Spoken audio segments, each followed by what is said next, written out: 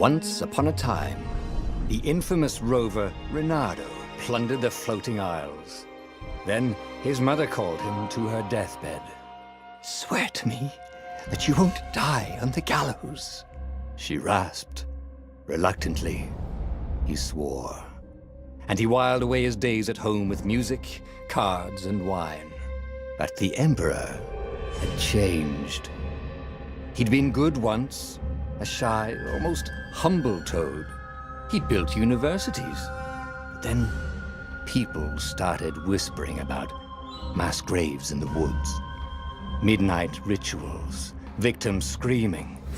The Imperial Ravens would round up entire villages, and no one ever returned.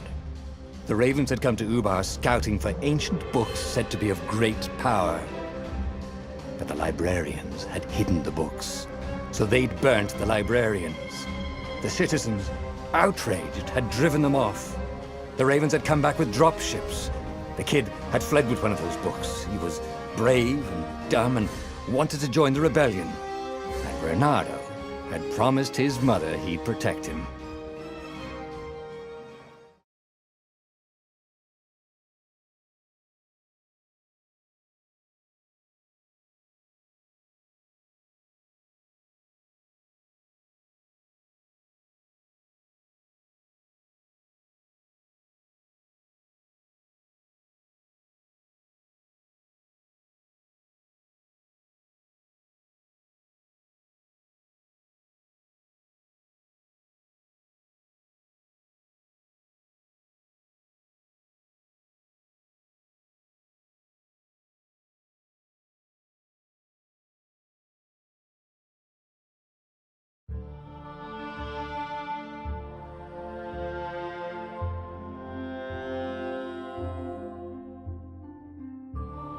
The kid was looking down, watching his city burn.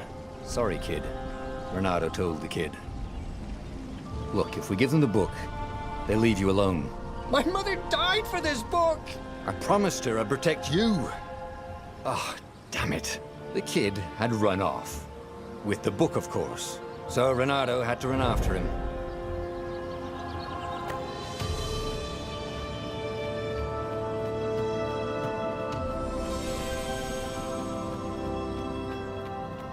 The two Ravens were staring at the kid like he was their dinner, which probably was what was in their tiny brains. "Hey," Reynardo said. They cocked their heads at him. "Pick on someone as ugly as you." Wait, that didn't come out right. "For the Emperor!" The Ravens cawed and rushed at him.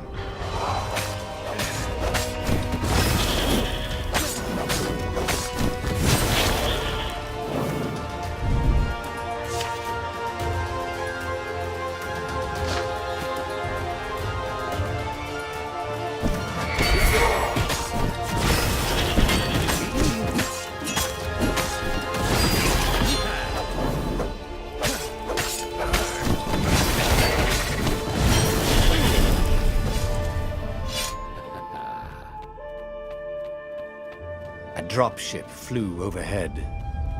He hoped they hadn't noticed him. The kid.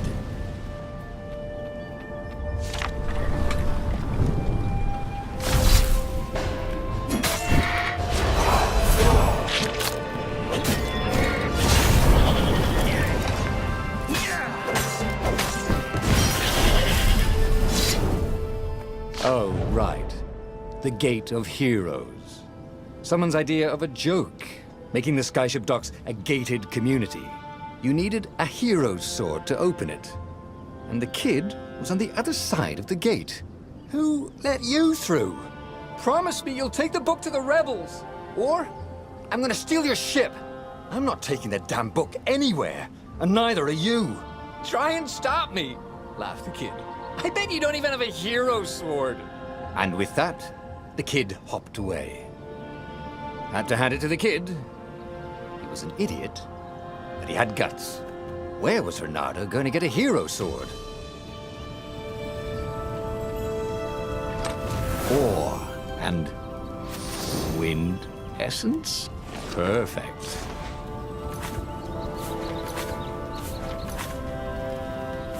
At Hero Sword.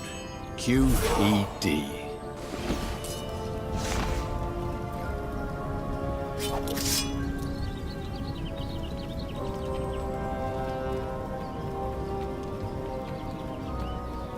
This is what he got for settling down and finding people to care about.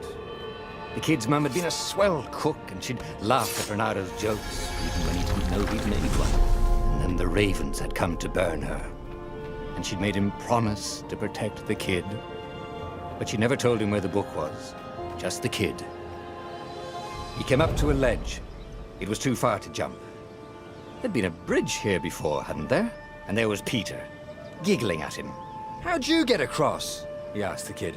"Where'd you find a hook?" "I hopped," said the kid. Wise-ass kid.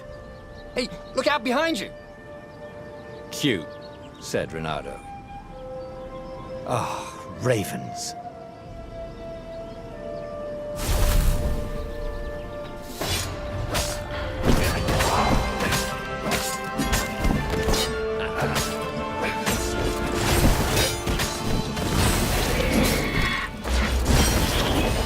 It was time to talk some sense into the kid. Just hook his way across the ledge and chase the kid down. Thing was, he hadn't used his hook since he'd retired. He'd done it. Maybe if he meditated at that altar there, he'd remember his old skills.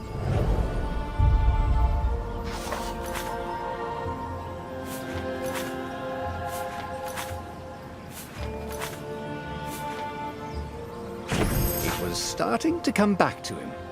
Something you never completely forgot, like how to freeze time when attacking. The more he fought, the more he'd probably remember.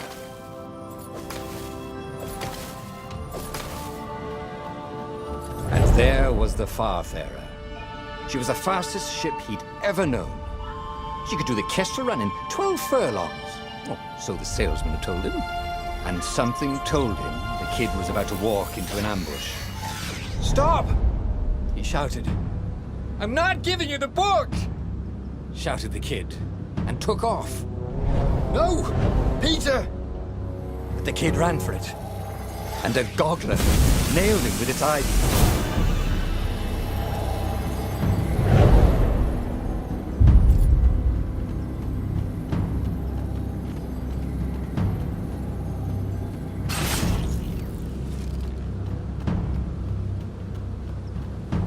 The book was unburned.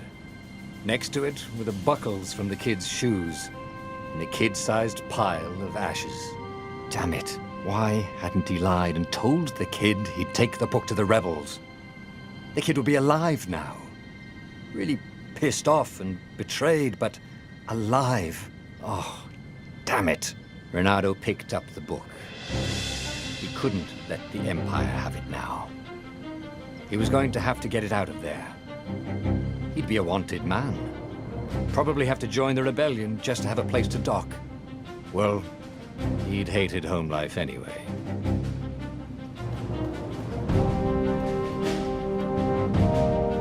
What was the big deal about this book anyway?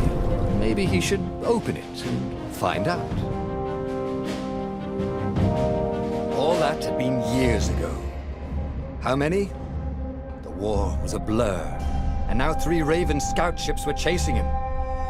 "Where are you running, rebel?" cawed the Raven captain over the loudhailer. Renato could see them cranking up their catapults. "Just going out for milk?" Renato yelled back. "Where can you run?" laughed the Raven horribly. Far behind him, another city was burning. The dark cloud above its island was thousands of Imperial ships. The fleet was doing a thorough job. "Take us to the rebel base, and we'll spare your life!" it cawed. The entire jury-rigged rebel fleet was only a few islands to the east.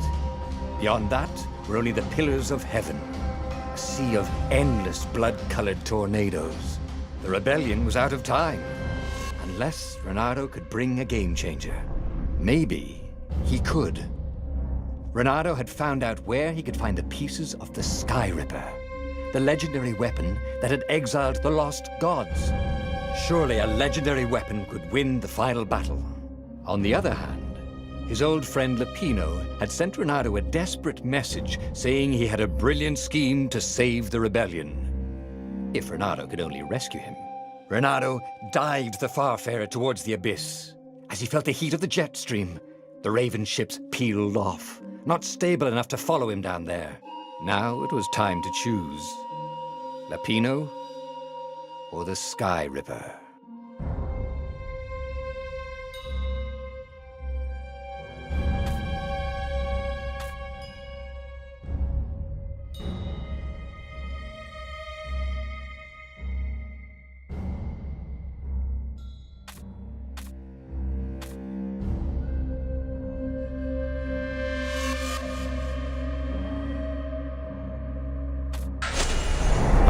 Lapino. Apparently, the Mad Rabbit had sold a Pegasus that he did not exactly own. Lapino always wiggled out of trouble, given time. But he was out of time. The Ravens had figured out that Lapino was a rebel spy. If the fleet reached him first, they'd string him up for that. Never mind the winged horse.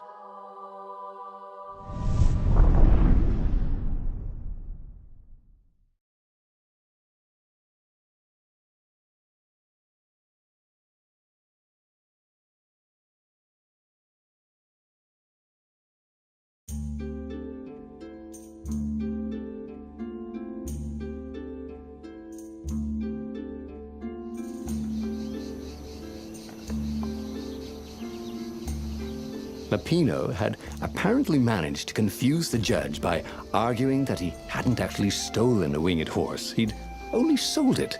But wait, where was the prison? The village was empty.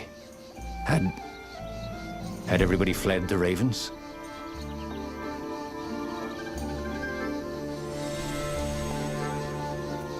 If I craft a sword now, it's going to be really short.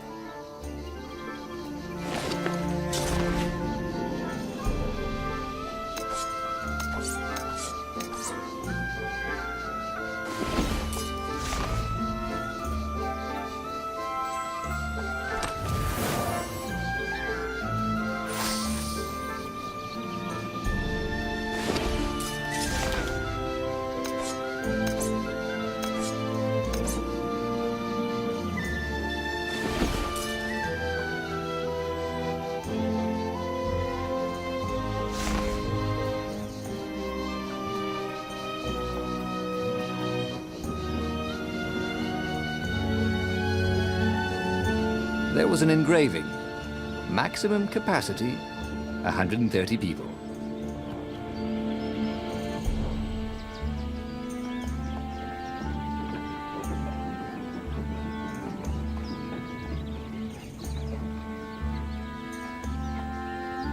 People were frightened these days. Just 2 weeks past, Renato had sneaked through an empty town and listened to the Ravens caw about the Emperor's new taste in ritual sacrifice. Renato's blood was up. He just needed to smash something.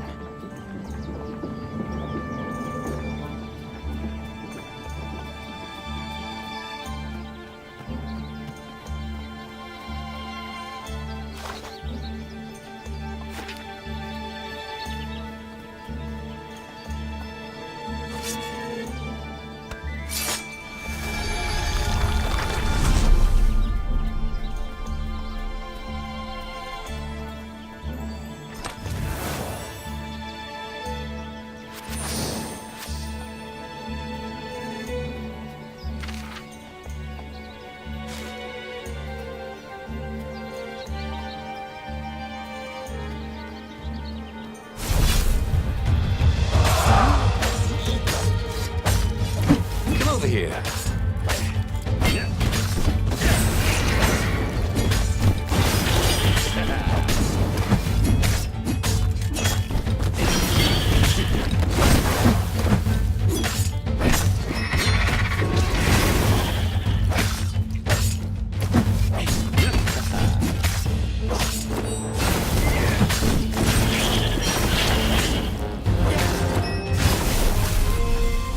Ravens were landing everywhere.